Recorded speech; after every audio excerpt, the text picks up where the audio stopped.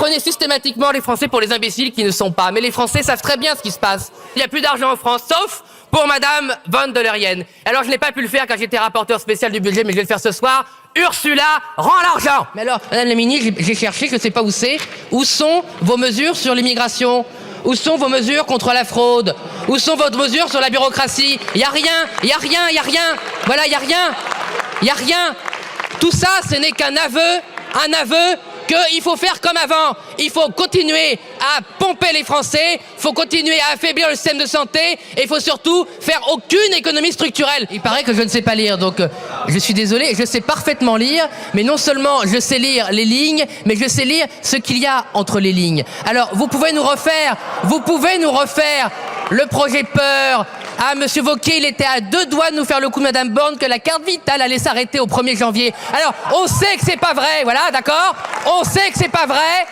Donc arrêtez. Par contre, on sait que vous êtes revenu à la niche. Ah, on avait un doute sur le vote du PLFSS, c'est bon, LR, ils vont voter, tout, à la niche, la gamelle, la bonne gamelle. Mais écoutez, collègue Guiraud, c'est vous qui faites revivre les morts. Sans vous, Monsieur Macron ne serait plus à l'Élysée.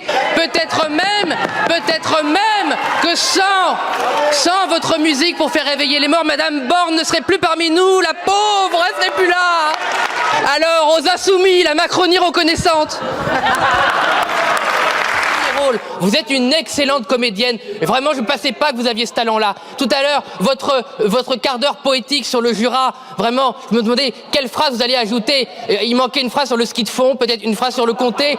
Vraiment, pour gagner 1 minute de plus, vraiment, je pense que là, c'était très urgent de parler profondément de votre expérience dans le Jura. Tanguy. Donc j'aimerais savoir si on est baladé, en fait, si on discute de choses et d'autres, du temps, peut-être on avait fait le Jura quand vous étiez là, peut-être un autre département dont vous voulez nous décrire vos vacances ou votre goût particulier. Être pire que vous. Vous avez fait écrouler l'école. Vous avez ruiné les finances publiques. Il n'y a pas de réindustrialisation. Les impôts ont augmenté. Les collectivités territoriales ne peuvent pas s'en sortir. Vous avez abandonné les Outre-mer. Nos policiers, nos gendarmes n'ont pas les moyens d'assurer la sécurité publique. La justice n'a pas les moyens d'emprisonner les malfaiteurs. Les frontières ne sont pas contrôlées. Ça, c'est le monde réel. C'est le chaos. Oui, tu peux gueuler. Moi aussi, je peux crier très fort.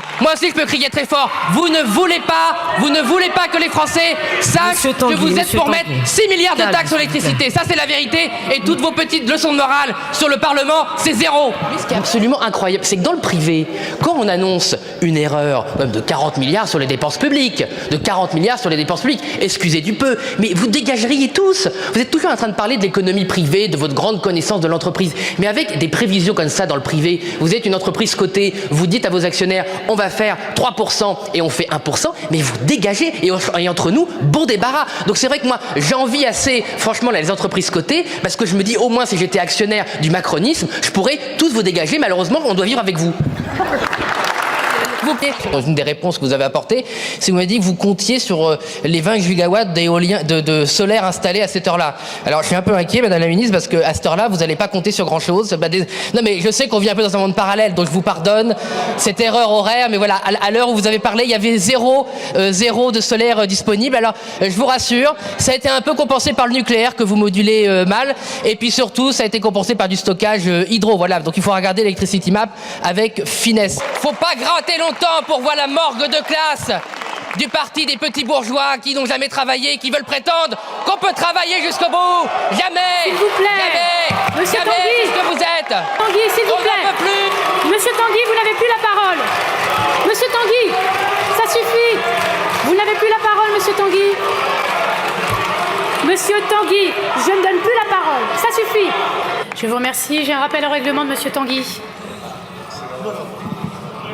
Oui, Madame la Présidente, au nom de l'article 100 pour la bonne tenue des débats, je tenais à présenter mes excuses. Voilà, non mais je voulais présenter mes excuses à notre collègue Kremer, parce qu'effectivement, je ne la connaissais pas, je la découvre ce matin. Et laissez-le s'exprimer, s'il vous plaît. Bah oui, c'est quand je présente mes excuses à notre collègue. Effectivement, je comprends mieux pourquoi elle a tenu son propos, parce qu'effectivement, d'après Monsieur Hetzel, qui était le député qu'elle remplace, effectivement, c'est une jeune retraitée de 62 ans de la Banque de France, un des régimes les plus favorables de la République. Et donc je comprends, c'est une honte. Monsieur Tanguy.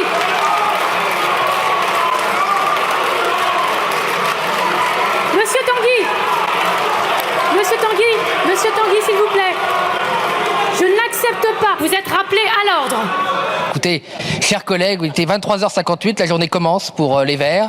Il était temps de lire votre petite capsule. Vous serez contente d'avoir cité carbo-fasciste.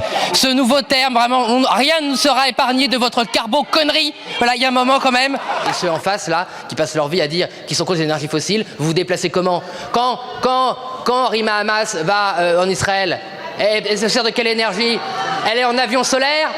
Bah, je crois pas, non. Que ça vous plaise ou non, le nucléaire a bien plus décarboné l'économie occidentale et l'économie chinoise que n'importe quoi de vos éoliennes ou toutes vos énergies photovoltaïques. Donc tout cela n'a pas de sens. Bref, vous n'écoutez pas ce qu'on dit. Vous avez besoin, comme sur tant de sujets, de diaboliser tellement votre adversaire que vous ne savez même pas ce qu'on propose. Je n'ai jamais débattu en 3 ans avec un seul député de gauche qui avait lu le programme du Rassemblement national sur l'énergie et sur l'écologie. Jamais. Nous, quand on vous combat, on lit vos projets. Je connais les projets de chacun d'entre vous. Mais c'est d'ailleurs peut-être pour ça que quand on débat et quand vous faites pas de magouille, eh bien on vous explose aux élections. Franchement, faut retourner sur terre. Les conseillers régionaux ne servent à rien et surtout pas à financer la recherche. Les conseillers régionaux, peut-être ils connaissent l'emplacement de la machine à café, mais je peux vous dire qu'ils connaissent pas l'écosystème. S'ils peuvent trouver peut-être 2 chaussettes qui vont ensemble, ce sera déjà quelque chose de formidable. À l'issue de cette audition, je ne peux pas m'empêcher de poser cette question. En tant que haut fonctionnaire, et vous et d'autres qui avez eu tant de responsabilités pendant ces temps, à quel moment de milliers de milliards de dettes, de niveau de déficit et de factures présentées aux Français en perte de droits sociaux, vous estimez qu'il faille démissionner de la fonction publique pour incompétence en fait ? Et quand je vous avais dit, en vous moquant de vous, qu'on aurait pu vous remplacer par un singe et que ça aurait eu le même résultat, et ben vous avez confirmé qu'effectivement, on peut vous remplacer par un Ouistiti qui aurait fait exactement le même résultat. On n'a pas besoin de faire votre procès, il y a un flagrant délit de faillite. Donc nous, on n'essaie pas de savoir si vous êtes coupable ou pas coupable. Vous êtes de toute évidence coupable, 7 ans ministre, 1000 milliards de dettes, dérapage historique des finances publiques, reprise de la désindustrialisation, reprise du chômage. Donc c'est pas le sujet. Nous, le sujet, c'est qu'on essaie de comprendre comment des gens aussi brillants et intelligents que vous ont pu à la fois tout bien faire et à la fois tout échouer. Parce qu'on n'aimerait pas reproduire les mêmes erreurs, parce que comme visiblement on est légèrement moins intelligent et brillant que vous, on est un peu plus prudent sur la façon dont on pourrait mieux faire les choses. La France est ruinée, voilà, vous l'avez collectivement ruinée, donc il faut un plan d'économie à la mesure de la ruine que vous avez fait avec notre pays. Voilà.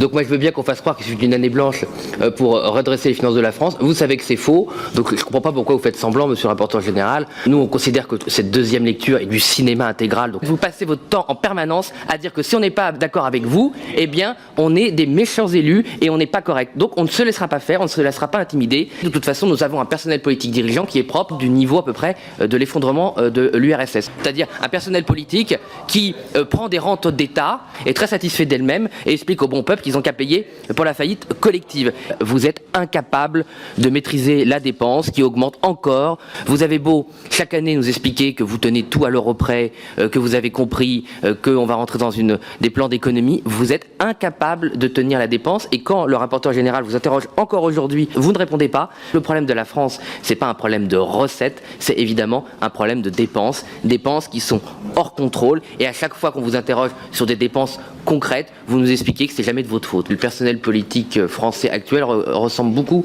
au personnel grec de l'époque. Je laisse chacun mettre les qualificatifs qui convient en face. Vous pouvez soutenir la chaîne Hémicycle en utilisant le bouton Rejoindre qui se trouve sous la vidéo pour un abonnement sans engagement à 2,99 € par mois. Vous pouvez également utiliser le bouton Merci pour un soutien ponctuel. Votre aide nous permet de financer les nombreuses heures de recherche, le travail éditorial et de mettre en lumière des séquences que les grands médias ne montrent pas toujours. Merci pour votre soutien.